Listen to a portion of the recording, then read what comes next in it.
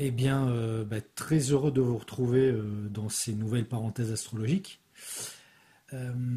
Et donc, on va s'attaquer à une petite analyse, donc analyse astrologique bien sûr, pour une période donnée, à savoir 2023-2034. Alors, en fait, j'ai voulu faire cette vidéo pour prendre un peu de hauteur, dézoomer, on va dire en quelque sorte, pour avoir une vue d'ensemble sur ce qui nous attend à partir de l'année prochaine et surtout pour les années suivantes. Il faut savoir que 2023 marque vraiment le début d'une ère nouvelle où, ça c'est les grands mots, mais où sera tout du moins quand même le commencement d'une étape majeure pour l'évolution de l'humanité, en tout cas je le pense, quoi. En cette fin 2022, Pluton donc finit sa course dans le signe du Capricorne et ses forces évolutives détruisent lentement, on va dire, font pourrir intérieurement un système malade, je dirais.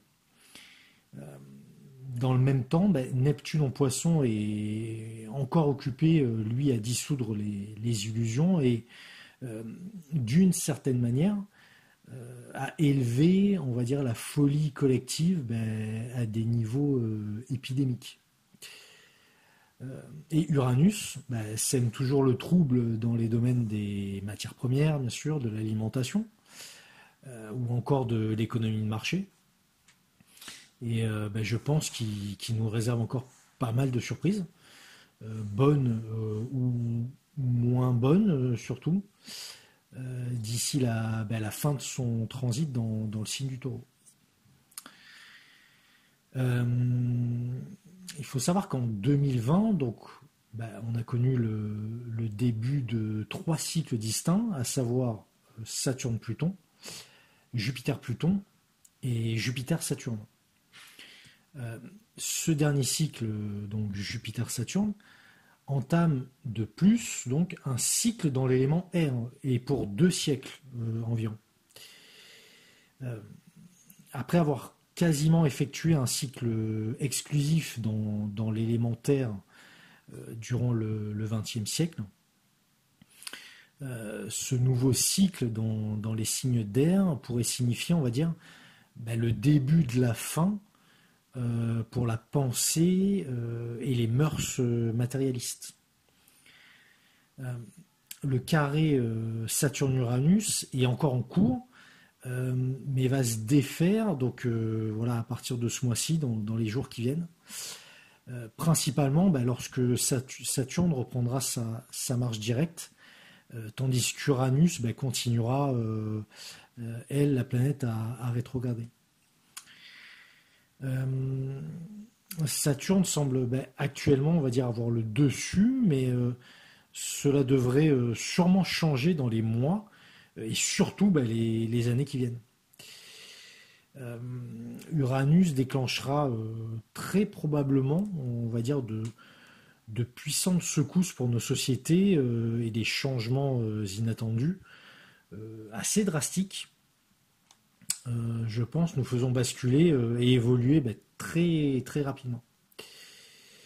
Je pense que l'on vit une vraie période charnière, car le contexte astrologique qui s'est mis en place à partir de 2020 va encore être plus hors norme, car des changements de signes pour les 3 planètes transpersonnelles que sont Uranus, Neptune et Pluton vont intervenir entre 2023 et 2025.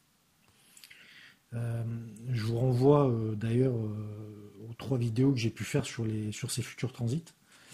Je vous mettrai les liens, je pense, en description de la vidéo.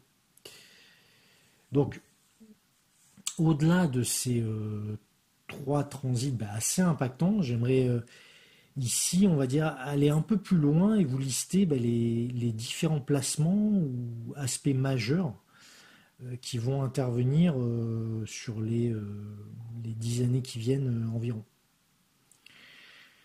Donc le premier vraiment majeur, donc ça sera, j'en ai déjà parlé, Pluton en Verseau en 2023. Ensuite, Jupiter conjoint à Uranus en Taureau en 2024, qui marque le démarrage d'un nouveau cycle. Neptune entre en Bélier donc en 2025. Également en 2025, Uranus entre en Gémeaux. Ensuite, on aura Saturne conjoint à Neptune en Bélier en 2025 et aussi sur 2026. Encore un nouveau cycle qui démarre. Ensuite, on aura Uranus sextile à Neptune entre 2025 et 2027.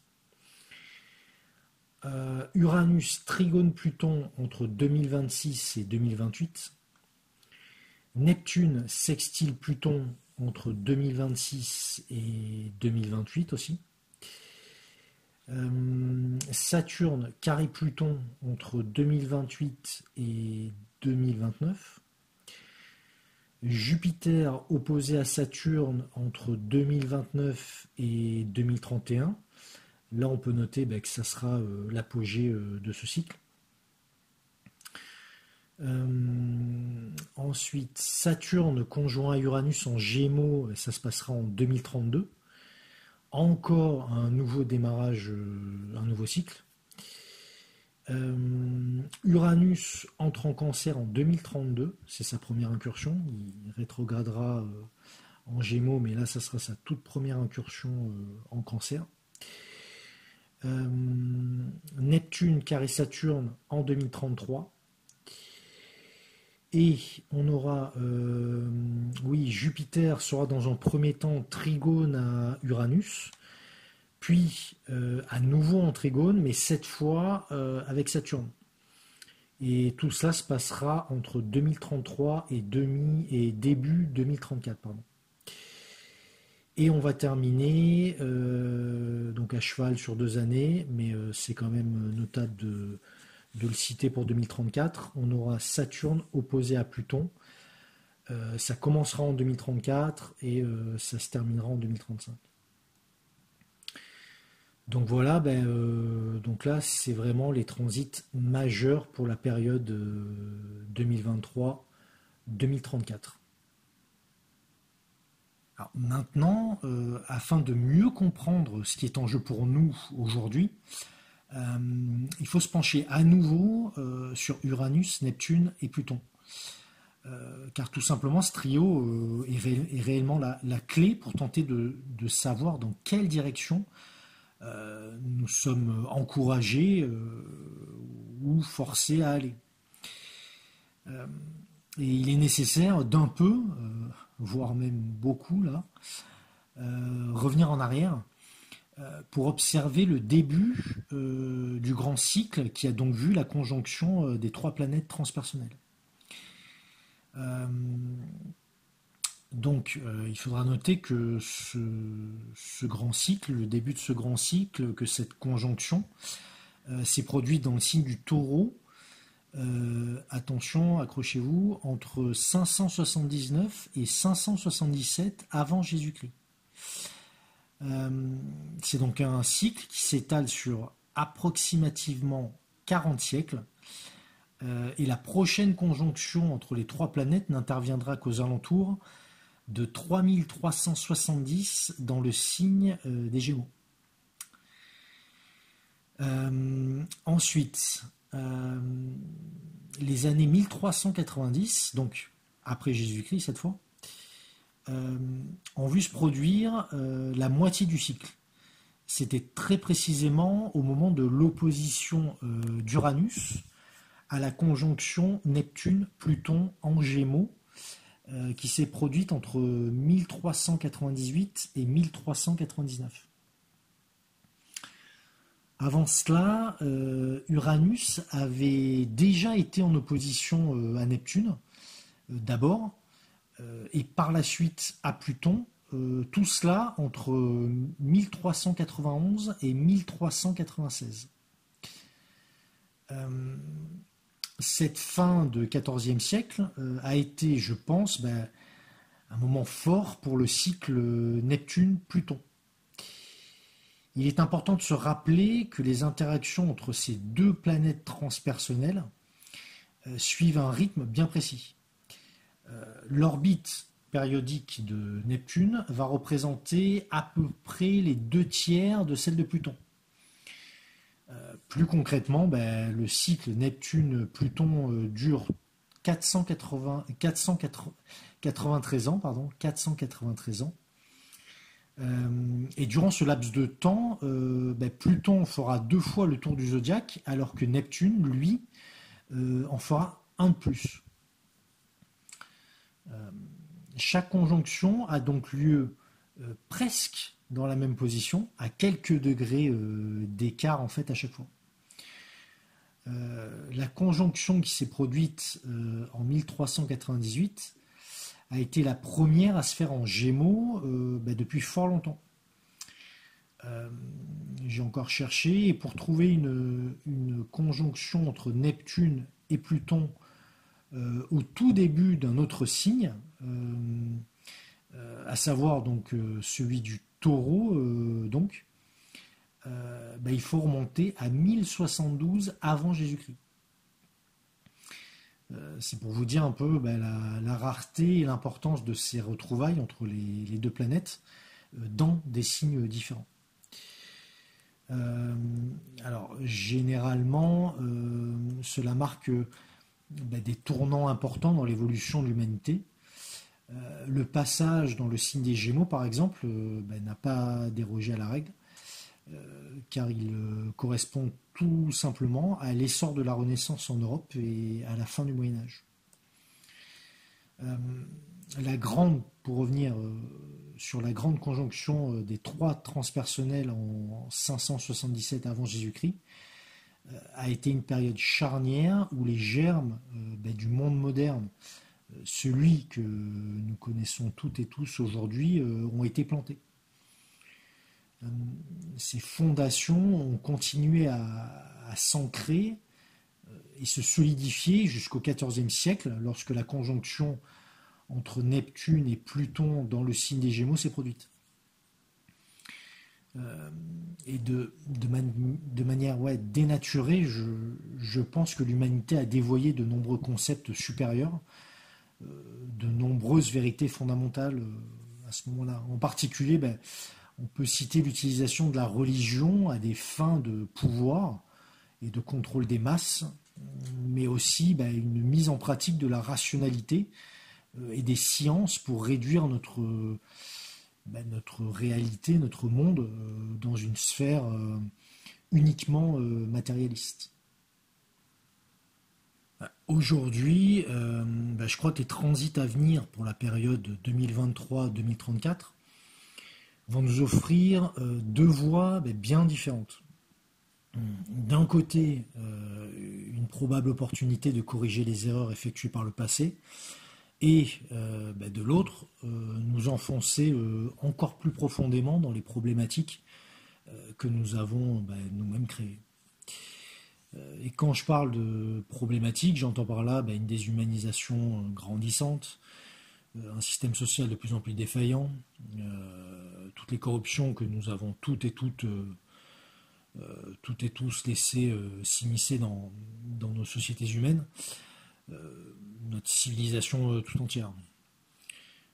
Mais peut-être serait-il, on va dire, plus profitable qu'on continue notre course droit dans le mur pour que tout s'écroule. Je me pose juste la question, en fait. Et si je m'éloigne, on va dire, de mon pessimisme naturel pour revenir à cette analyse, donc selon moi, le moment clé, pourrait-on dire, risque de se situer au milieu de la décennie 2020, lorsque les 3 planètes transpersonnelles auront toutes changé de signe, et que dans le même temps que la conjonction Saturne-Neptune se produira. Généralement, les alignements entre Neptune et Saturne apportent très souvent soit des périodes de désillusion par rapport à un système en place, alors qu'il soit humain, politique, social, économique, religieux, soit un effondrement au sens premier du terme. La toute dernière conjonction Saturne-Neptune que nous avons pu connaître, ben, elle remonte à 1989. Et elle s'était produite en Capricorne. Pour faire un petit rappel historique, cette année a bien vu un effondrement, celui d'un mur, le mur de Berlin, puis dans la foulée de l'Union soviétique, rien que ça, j'ai envie de dire. La future rencontre entre Saturne et Neptune interviendra à partir de 2025. Et même sur une très grande partie de l'année suivante. Cette nouvelle conjonction va donc marquer la fin du cycle entamé en 1989 et selon moi, il y a de très fortes probabilités pour que ce processus d'effondrement qui a touché l'URSS impacte à présent nos sociétés occidentales, Europe et États-Unis plus explicitement. Cette fois, la conjonction Neptune-Saturne va se faire en bélier. Et l'aspect exact interviendra à 0 degré. Plus exactement 0 degré 45 minutes. C'est quand même assez troublant, je trouve, que ça se fixe sur ce 0 degré du bélier. À cela, on pourrait ajouter que cette conjonction exacte sera également en aspect de sextile, mais pas aussi exact tout de même, avec d'un côté Pluton en Verseau et de l'autre Uranus à la toute fin du signe du Taureau, donc en sextile dissocié. Je pense que toutes ces nouvelles configurations astrales risquent potentiellement d'entraîner non seulement la fin de la domination, de l'hégémonie occidentale sur le monde, mais également l'effondrement du vieux système de valeurs et de pensée purement matérialiste qui va avec. Peut-être que si cela arrive à se produire, on évoluera dans un nouveau réseau humain plus décentralisé, avec des liens sociaux plus forts, moins déshumanisés, et où toute forme de domination, alors principalement par le pouvoir et l'argent, sera exclue. Mais bon, pour être un peu moins, on va dire, en mode bisounours, plus réaliste, il faut dire qu'il y aura de fortes chances pour que les représentants les plus éminents de l'ancien monde, on va l'appeler, de ce système mourant, voué à disparaître de toute façon, d'une manière ou d'une autre. On peut nommer ça, on peut les nommer les plutocrates pour rester poli. Donc ces plutocrates ne laisseront pas leur place, leurs acquis ou leur position sociale sans réagir, je pense, sans tout faire pour bien rester indéboulonnable. C'est, je pense, durant ce moment bien précis, cette période, que les choses pourront être assez compliquées à faire évoluer. Et maintenant, pour se lancer dans les probabilités, les projections sur notre avenir proche, je vous indique quelques situations pouvant résulter des aspects majeurs que je vous ai cités en début de vidéo et que vous pouvez voir affichés à l'écran pour la période donc 2023-2034.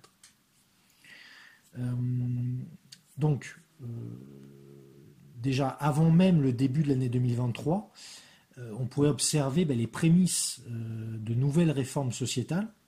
Je dis bien les prémices, de nouvelles réformes sociétales et ou d'une crise financière à compter du 4e trimestre 2022. On y est là. Et donc ça correspond au dernier carré qui sera quasi exact entre Saturne et Uranus qui se J'enregistre cette vidéo le 1er octobre. Donc là, dans les jours qui viennent, le carré sera quasi exact dans les jours qui arrivent, quoi. Donc, ensuite, implantation et extension lente mais pérenne des réformes sociétales ou de la crise financière en cours, lorsque Pluton entrera dans le signe du Verseau en mars 2023. L'action plutonienne sera épaulée en quelque sorte par Saturne, qui va lui aussi donc changer de signe en mars 2023. Il passera du Verseau au Poisson. Et il pourrait donc, on va dire, aider à dissoudre peu à peu les structures de l'ancien monde, celui que nous connaissons aujourd'hui donc, pour permettre de faciliter, je dirais, l'ancrage de cette nouvelle société, de ce nouveau monde. 2024 et la conjonction Jupiter-Uranus en Taureau pourrait agir également dans ce sens en permettant de mettre en place très officiellement un nouveau type de monnaie numérique, dématérialisée sûrement, pour une très large partie de l'humanité. À partir de 2025. Donc toutes les planètes lentes là auront donc changé de signe, ce qui risque de créer un véritable avant-après, comme un nouveau chapitre de l'histoire humaine qui s'ouvre. Je pense qu'à partir de cette année charnière, on pourra observer très concrètement des changements majeurs dans pas mal de domaines de nos vies.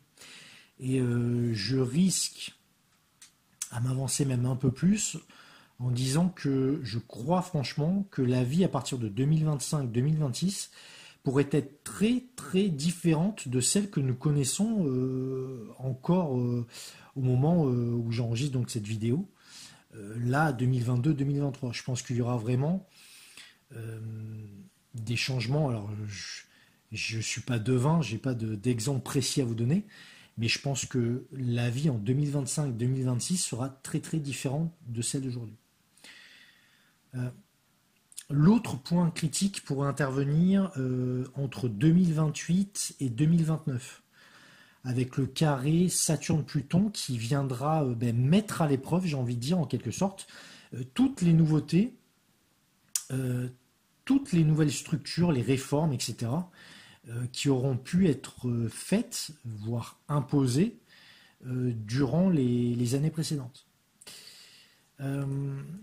Pour avoir peut-être des indices sur la manière dont sera mis à l'épreuve, entre guillemets, nos sociétés, il faut savoir que les précédents carrés entre Saturne et Pluton ont généré, alors tout d'abord, il y a eu un carré entre 1921 et 1923. Qu'est-ce qu'on a eu à ce moment-là? L'essor de systèmes politiques totalitaires et plus particulièrement du fascisme. Ensuite, le carré suivant s'est formé entre 1939 et 1941. Et là, pas besoin de vous dire ce qui s'est passé à ce moment-là. Ensuite, la conjonction Saturne-Uranus de 2032 pourrait être, on va dire, la cerise sur le gâteau, j'ai envie de dire. Soit, d'un côté, tout peut s'écrouler. Si des scories, on va dire, de l'ancien monde sont toujours bel et bien présentes, ou soit, de l'autre, si tout reste en place, c'est que les bases sur lesquelles nos sociétés se seront fixées à cette période, elles seront assez solides pour tenter de reconstruire, je dis bien tenter, de reconstruire quelque chose de plus sain. Je ne dis pas qu'à ce moment-là, tout sera reconstruit et puis ça sera la belle vie. C'est pas du tout ça. Ensuite, pour tenter d'apporter un peu de lumière quand même au tableau assez sombre que j'ai pu vous dresser jusque-là, en 2033 et 2034, certains aspects pourraient être, on va dire, assez salvateurs. Dans un premier temps, le trigone entre Jupiter et Saturne porte en lui certains espoirs comme la mise en place très concrète d'initiatives qui pourraient être prises par des gens de pouvoir et qui peuvent aller en fait dans le sens d'un progrès réel pour le plus grand nombre. Cet aspect aurait vraiment la capacité de déployer en fait une forte détermination afin de solutionner les problématiques et entreprendre les changements nécessaires à une véritable amélioration. Dans un second temps, c'est le trigone entre Jupiter et Uranus qui se formera. Ici, donc, on pourrait s'attendre à des événements assez positifs et constructifs sur le plan collectif. C'est un aspect qui peut toucher individuellement notre humanité intérieure, j'ai envie de dire, mais aussi donc et surtout l'humanité dans son ensemble. Euh, on a l'idée avec ce lien entre Jupiter et Uranus qu'une toute nouvelle et véritable ouverture à l'autre est possible. Euh, En revanche, je retombe encore dans le tableau assez sombre, en 2034 et même au-delà jusqu'en 2035, Saturne se verra en opposition à Pluton. Cet aspect, on va dire peut-être comparé à un face-à-face assez sombre encore, un affrontement entre deux figures assez radicales l'une et l'autre. Ça pourrait être une grande période de blocage, d'enfermement. Et quand je dis enfermement, j'espère seulement à un niveau psychologique intérieur, j'ai envie de dire. Mais aussi une période de rétrécissement, on va dire, des consciences, de frustration profonde. Et plus concrètement, des événements négatifs seraient susceptibles d'advenir. Euh, Par le passé, on a pu constater des énergies d'autoritarisme, de conflits et d'actes de terrorisme. Euh, il y a eu donc ce même aspect entre 1930 et 1933. Et qu'est-ce que ça a généré par exemple? On a eu l'émergence du nazisme, on a eu la politique du grand tournant, entre guillemets, voulu par Staline, l'invasion de la Mandchourie par le Japon et aux États-Unis, la Grande Dépression. Euh, les deux planètes semblent avoir, à cause aussi de l'aspect d'opposition, la capacité d'engendrer des climats de peur, des tensions géopolitiques, ou encore une expression, on va dire, facilitée des idéologies extrêmes, jusqu'au boutiste. Collectivement, ça peut s'apparenter à une période d'involution, il n'y a pas d'autre mot, comme un retour en arrière forcé qui pourrait nous ramener vers des formes de fondamentalisme. Cette période allant de 2023 à 2034 est, selon moi, assez cruciale. Attention, hein, je ne dis pas que c'est la fin de l'histoire, mais bien au contraire qu'elle va représenter le tout début d'un processus qui risque de s'étaler sur tout le XXIe siècle et même au-delà. Ce cycle ne fait que commencer donc, et il est là pour apporter un changement obligatoire, qu'on veuille ou non, qu'on arrive à s'y adapter ou pas, j'ai envie de dire. Étant donné que les structures de notre système actuel sont branlantes ou incertaines, fragilisées, comme on a pu le voir d'ailleurs avec principalement la pandémie, avec la guerre en Ukraine, avec la déliquescence des systèmes sociaux, médicaux, de valeurs, etc. Et que d'un autre côté, les différents pouvoirs en place s'en accommodent et détournent plus ou moins le regard de tout ça, je pense qu'il y a de fortes chances, surtout grâce au long transit de Pluton en Verseau, que des tas de peuples et de citoyens perdent toute confiance dans le système et en fait s'érigent face à lui pour le remettre totalement en question, le transformer radicalement. Selon moi, les différents systèmes en place et actifs actuellement perdureront encore quelques années, car tout simplement, en fait, le travail de Pluton met quand même du temps à produire ses effets. Juste pour petit rappel historique, la Révolution française s'est donc produite en 1789 et à l'époque, Pluton avait fait sa première incursion en Verseau 12 années plus tôt. Et il faut compter donc années de rétrogradation comprises, bien sûr. Donc ça, c'était la première incursion en 1777. Et la Révolution s'est quand même passée en 1789. Donc, concrètement, pour nous, ça peut signifier aussi que la situation pourrait rester plus ou moins identique à celle que nous connaissons aujourd'hui, au moins, je le répète encore, mais je pense que c'est important, au moins jusqu'à ce que Neptune quitte le signe des Poissons et transite celui du Bélier. Je pense que là, il y a vraiment voilà, un lien entre Pluton et Neptune qui sera assez fort, et ça sera seulement au moment où Neptune va aussi changer de signe que les choses pourront vraiment bouger, quoi. Oui, par rapport à Neptune, pour plus d'infos sur ce transit particulier de Neptune en Bélier, je vous renvoie à la vidéo que j'ai pu faire il y a quelques temps maintenant.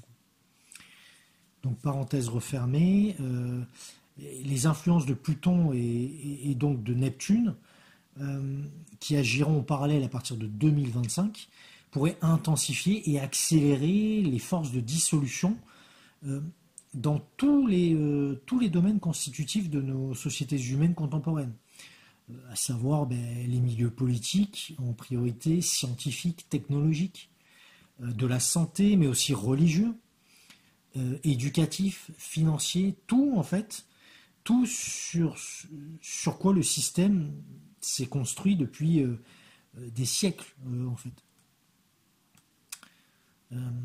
Et comme rien n'est blanc ou rien n'est noir, il se peut que les influences astrales créent une situation paradoxale. C'est-à-dire, on va dire, une humanité, des pays ou des groupes d'individus scindés en deux blocs. L'un se défaisant totalement des anciens schémas, et l'autre qui serait susceptible de continuer, de s'accrocher ou d'adhérer aux valeurs du passé. Là encore, attention, je ne suis pas en train de présenter quelque chose de manière manichéenne et de dire que le avant c'est pas bien, c'est cacaboudin, et que le après ça sera l'âge d'or ou le nirvana. Pas du tout. Il pourra y avoir des excès, des erreurs, sûrement faites des deux côtés en fait. Ce qui est certain, c'est que sans aucune perspective, je dirais spirituelle, sans développer un sens du transcendant quelque part, et surtout sans remettre l'humain et notre humanité au centre de tout, sans abandonner plus ou moins fortement nos attachements à certaines valeurs bassement matérielles, nous serons perdants même si un nouveau système vient en remplacement d'un autre, certes défaillant, à bout de souffle ou révolu. Donc, pour conclure, je veux croire sincèrement que les années 2020 et 2030 pourront offrir, grâce aux astres, une possibilité d'effectuer ce sursaut et cette évolution vers plus de spiritualité et d'humanité, ou, dans le pire des cas, vers moins d'attrait vers la matérialité, et surtout dans une nature moins inhumaine, je dirais. Mais là encore, attention, ce n'est pas parce que les futures configurations astrales portent en elles telle ou telle énergie, tel ou tel apport possiblement bénéfique, que nous pouvons attendre que des évolutions positives se produisent sans que l'on ne lève le petit doigt. On n'est pas ici, on n'est pas dans la magie, mais bien dans l'analyse et l'interprétation des mouvements des planètes par l'intermédiaire de la théorie astrologique. C'est tout. Donc, pour changer les choses, il va falloir qu'on se retrousse toutes et tous les manches, vraiment. Just do it, j'ai envie de dire, et sans faire de placement publicitaire malvenu, quoi. J'espère que ça vous aura intéressé, que vous n'avez pas trouvé ça trop soporifique ou surtout trop perché ou trop négatif. Merci encore de votre écoute. Pour tous les différents échanges aussi qu'on peut avoir dans les commentaires et par email. Merci encore donc à toutes et à tous et je vous dis à très très vite.